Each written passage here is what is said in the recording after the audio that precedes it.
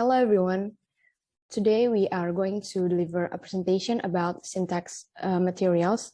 There are pied-piping, long-distance WH movement, and multiple WH questions. We can just get started.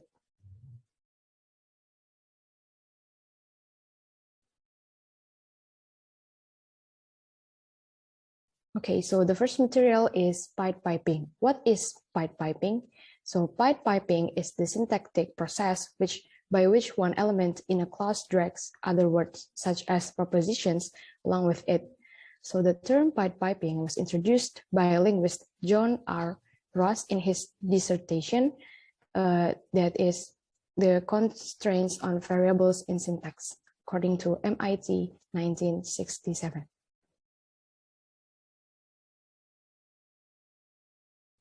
So we can go to the material. So when a WH quantifier is moved to spec C, subordinate material in its C command domain has to be pied-piped along with it. So it consequently, when the WH quantifier which moves in these examples pied-pipes the noun assignment with it, so that the whole quantifier phrase which assignment moves to spec C, as in the example C. We have three examples here, A, B, and C. But first, we are going to talk about the A. So when the A merging C with the TP, we have done which assignment will derive the following structure. We have the tree diagram here on the lower left of the slide. As for the explanation, the tense feature of C attracts the present tense auxiliary have moved to C, attaching to a null affix in C. And then the H feature of C attracts an interrogative expression to move to the specifier positions on the edge of CP.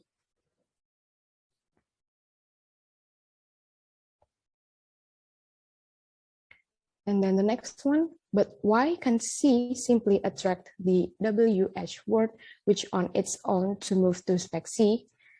The answer is the resulting derivation crashes, as we see from the ungrammatically of the sentence, the example from B, which have you read book? We can see the tree diagram on the upper right of the slide. So movement of which on its own violates the following UG condition on movement chains, which is the chain uniformity condition. It is since the original occurrence of the quantifier, which had QP, all other copies of which in the movement chain must also had a QP. And this will only be the case if QP rather than Q moves. However, while we have now accounted for why the quantifier cannot move on its own, like the sentence from B, we have not accounted for how the whole quantifier phrase, which assignments come to move in C. The new example C, which book have you read? And why should this be?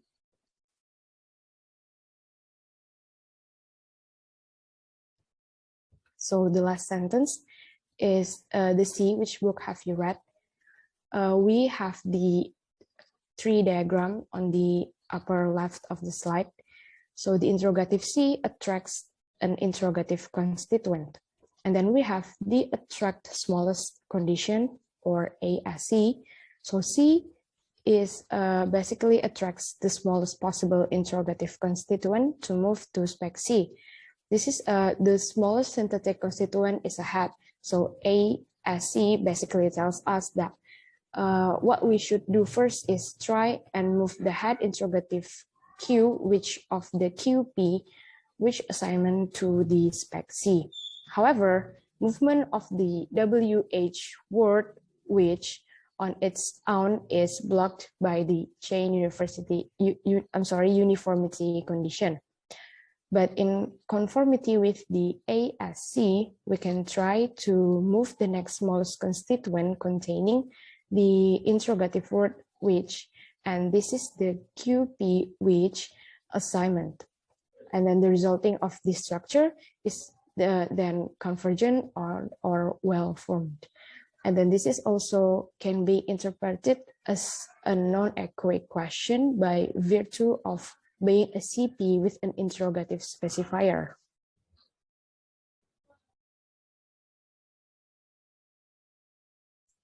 And then we also have another example, a further type of sentence in which material in the C command domain of a WH word is pied-piped, along with a proposed word is found in possessive structure, such as the following example.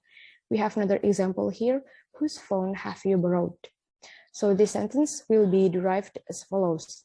The noun phone merge with a now definite determiner marking possessions, and then it forms the D bar now phone. Then the D bar, it merged with its pronoun specifier whose, and then it forms the DP whose now phone. And then the resulting DP, it merged with the verb borrowed, and then it forms the VP borrowed whose now phone. Next, the relevant VP is then merged with the present tense T and auxiliary have, and then it forms the T bar have borrowed whose now phone. Then it merged with its subject you, so it forms the TP you have borrowed whose now phone. And then the last one is this TP then merged with an interrogative C carrying tense and age features. And then it forms the C bar as we can see below on the lower right of the slide. So this is the tree diagram of the sentence, whose phone have you borrowed? For more examples, can my teammate can continue, please? Okay, according to the previous explanation about pied-piping, I'm gonna explain about the left branch condition.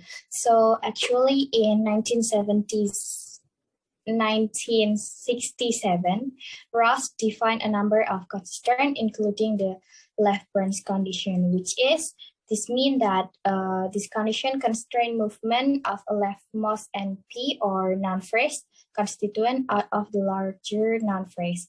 When the leftmost noun phrase moves, pied-piping is necessary in order to ensure that the left branch condition is not violated. I have an example here. You have ruined whose relationship is grammatically correct, but whose have you ruined relationship is ungrammatically correct. And the last one, whose relationship have you ruined, is also correct.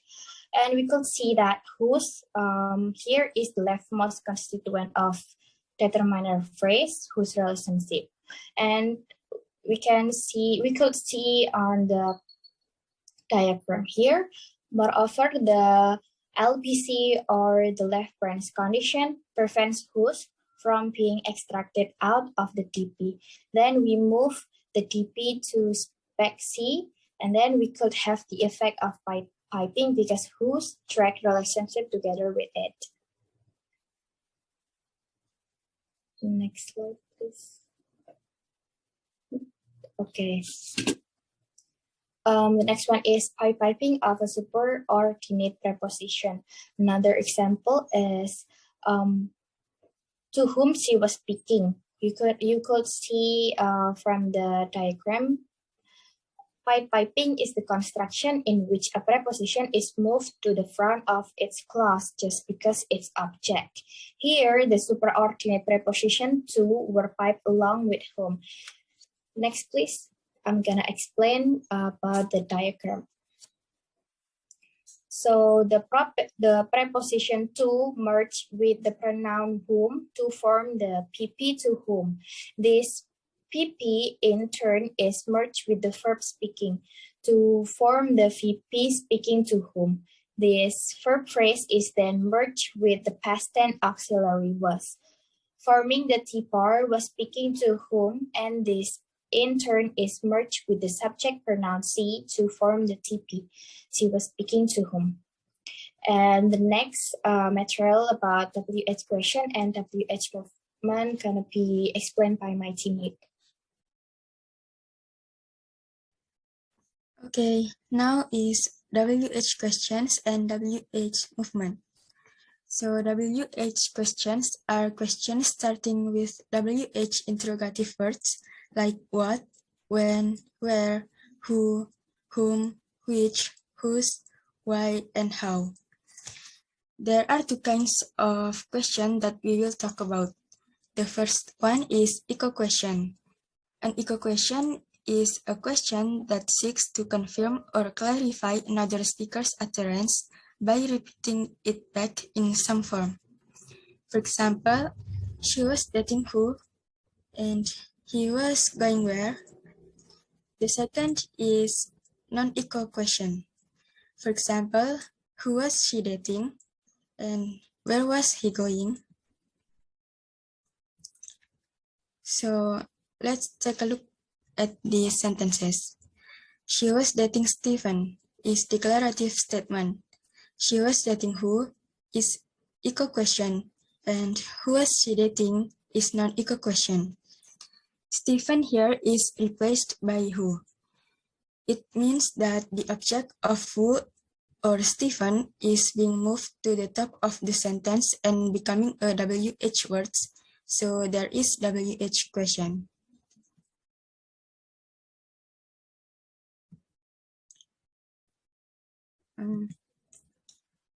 Now let's take a look at this example. The first one is she was dating who is echo question, and who was she dating is non-echo question. So there are two kinds of movement are involved in this case, head movement and WH movement. In echo question form, she was dating who, she and was are inverted. Thus, the sentence become was she dating who. This is what we call the head movement. Then word who is moved to the top of the sentence, preceding the inverted auxiliary. So the sentence become non-echo question form. Who was she dating? This is what we call WH movement. Same goes with example 2 here. He was going where is echo question, and where was he going is non-echo question. There are also two kinds of movement are involved in this case, head movement and WH movement. In echo question form, he was going where, he and was are inverted. Thus, the sentence become was he going where. This is what we call the head movement. Then word where is moved to the top of the sentence, preceding the inverted auxiliary. So the sentence become non-echo question form. Where was he going? This is what we call WH movement. The next material will be explained by my friend. The next material is multiple WH questions. And what is actually multiple WH questions? It's a question containing more than one interrogative WH expression. And a salient syntactic property of such questions in English is that the only one of the WH expressions can be proposed. And for the example here, there are several sentences. The first one is A, he might think who has done what. B, who might he think has done what. C, what might he think who has done. D, what might he think has done. And the last one is E, who might he think has done. And for the 76A is an echo question, in which the highlighted WH words who and what. Meanwhile, for the B to E are non-echoic questions, in which either or both of the two WH words are proposed. Next, please.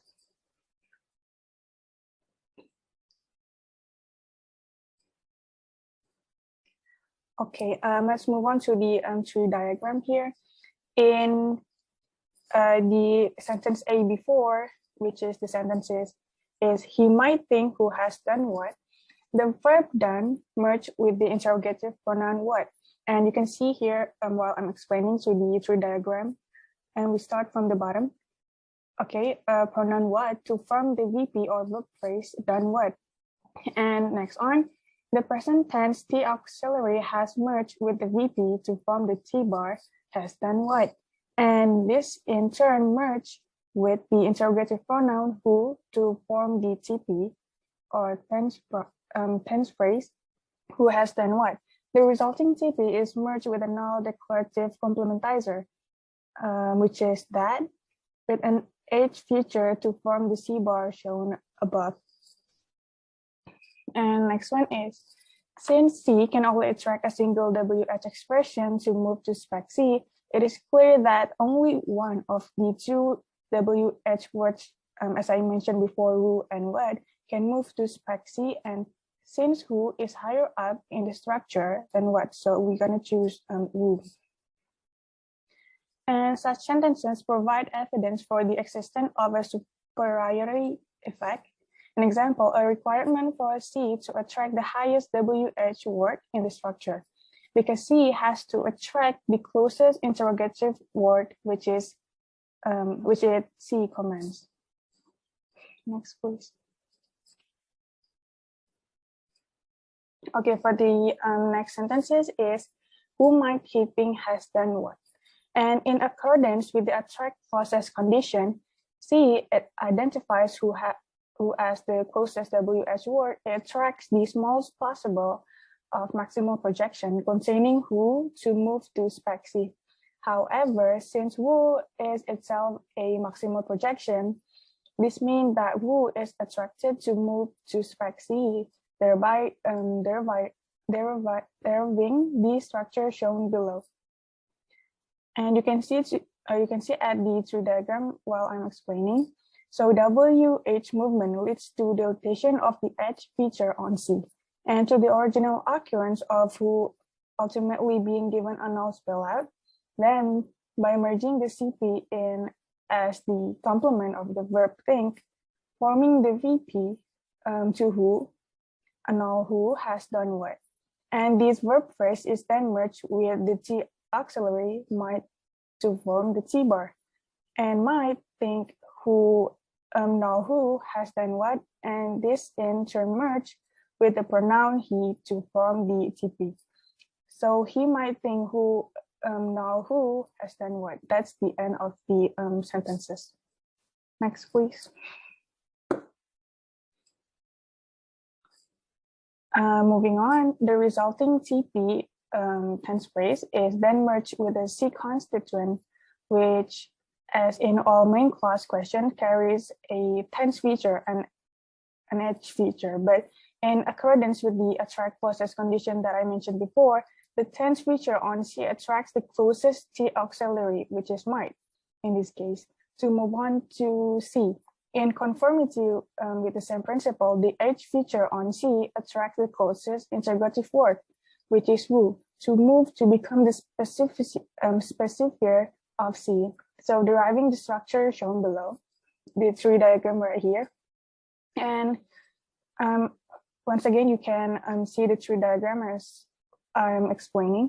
So in short, the assumption that movement operation like WS movement are subject to the attract clauses condition provide unprincipled account of why it is who rather than what which undergoes WH movement. Moreover, given the assumption that in a language like English that we talked right now, the H feature on C is immediately deleted and thereby inactivated once C has attracted the closest WH expression. And it follows that no more than one WH expression can be moved to the front of any given class. Hereby, we Group 5 wanted to say thank you so much for your attention. I hope you guys enjoy listening to our presentation as much as we enjoy explaining it to you. Once again, thank you so much and have a great day ahead.